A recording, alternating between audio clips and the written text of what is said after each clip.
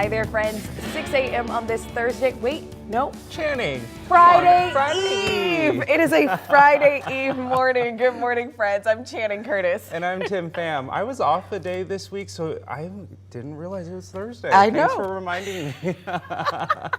Nicole has been here all week, though. She's been working hard for us, and today is a little bit calmer. Thank goodness, Nicole. It's like the calm between two the storms. Is that a go. saying? It's Enjoy a saying it. now. We are calm right now. You can see live look over Coeur d'Alene. Things just look peaceful out there. You can see the snow still blanketing the whole area as well. That's because the snow hasn't been able to melt. We are at 10 degrees here in Spokane, even colder out in Coeur d'Alene. Oh, wow. Okay, in the past 30 minutes, Coeur d'Alene jumped from 2 degrees to 10 degrees. That is a huge jump in temperatures there in just 30 minutes. So now most of us finally at or above that 10-degree point this morning. Still, though, not nearly warm enough to melt any snow, and we stay that way through the rest of the day, warming up to low 20s or high teens, depending on where you're at. Now, because of road conditions, there are a few school closings and delays to report this morning. Closed this morning are St. Mary's School District, Plummer-Worley Joint School District, and the Kootenai School District as well. And delayed this morning are the Kellogg School District, Oaksdale School District, and the Liberty School District. And of course, all these closings and delays are scrolling there at the bottom of your screen. A full list can be found on our website, KREM.com, and inside the KREM 2 app. Now, the city of Spokane officially declared a full city plow yesterday. So that means that plows will now work 20 hours a day to clear all of the roads within city limits.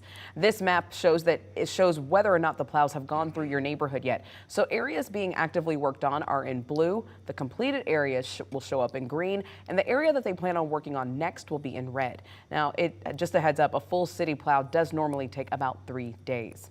So while the snowfall has finished for now, there is still a lot of snow out on the roads this morning. So right now, our Tim Pham is joining us with a live look at road conditions all over Spokane. So Tim, how does that morning commute look? Hey, good morning, Shannon. Yeah, that's right. We're taking a live look at Trenton Hamilton right now, right by that I-90 exit. This is a busy area right near the Gonzaga campus. You can see the roads obviously still very snow covered, but it does look like a plow has made its way through that area at least once. So it is so important to note that when a full city plow is activated, they work about 20 hours a day to work to clear all the roads. But when they say clear, that doesn't mean that you're going to see completely bare roads. There's still going to be snow on the roads. That just means they kind of scraped over the top to get all that crunchy stuff, which we're kind of experiencing this morning. So far, good news. We haven't heard of any major crashes or accidents this morning, but if we do, we'll keep you updated here on the show.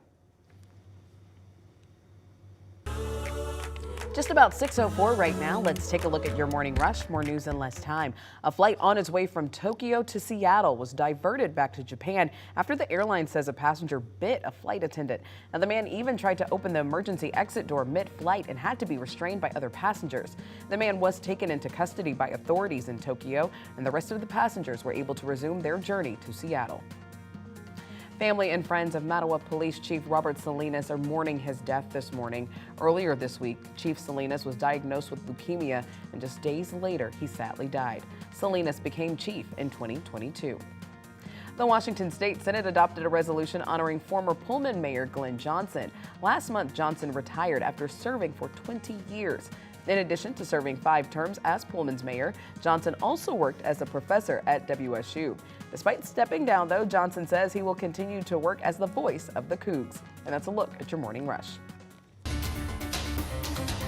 Well, this morning, a court petition seeking to kick Donald Trump off of Washington's primary ballot is heading to Olympia. A Kitsap County judge asked to move the case to Thurston County Superior Court earlier this week because the state capitol, well, it's in Thurston County.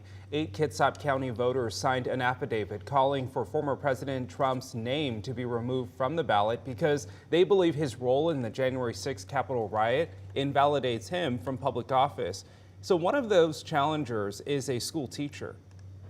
I have to live by what I teach in the classroom and how I run my classroom. And this was part of that. Opponents argue the move would take away the fundamental right to pick the candidate of your choice. Meanwhile, the state of Maine's Superior Court cleared the way for Trump to appear on the state's Republican presidential primary ballot.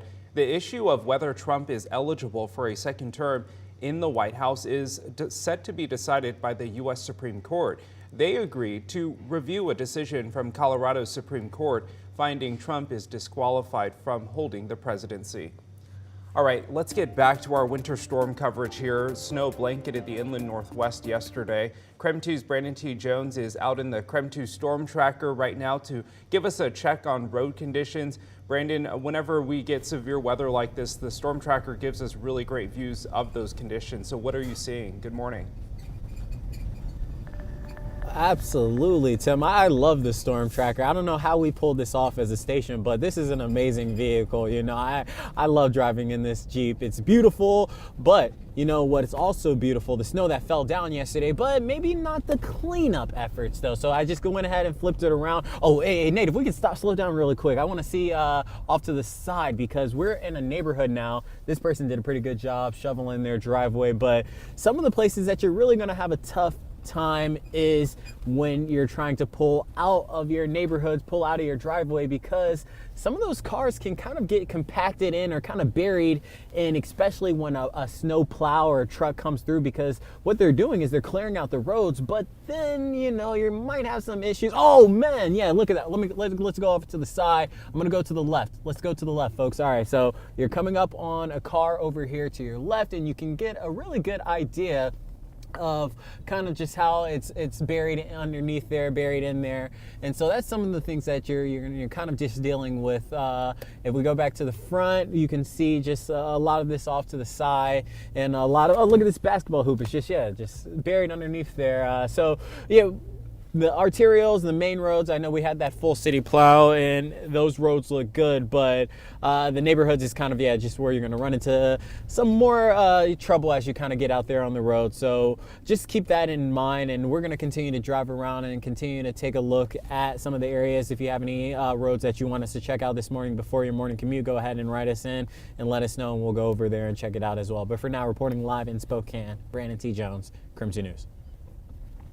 So for today, what Brandon was just showing you is going to basically stay the same. We get a break from the snow for the bulk of Thursday. You can see it here on our radar. Pretty much nothing happening, just a little bit of cloud cover. But take a look at the bottom left of your screen there. As soon as I move ourselves a little bit southwest, all of that moisture on its way towards us. By the time it hits us, turns fully to snow because of how cold we are. So this is Thursday. This is tonight at 10:30, Spokane, Coeur d'Alene, and a lot of the region under that snowfall. Yet again, it sticks through, snowing through most of the night and into the morning as well, causing for another morning of kind of slick conditions on the roads.